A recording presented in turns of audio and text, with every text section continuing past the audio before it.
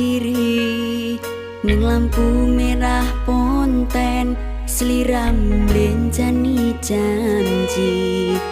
pamit mangkat kerja nyatane ngelio teko tresnoku mbok sio-sio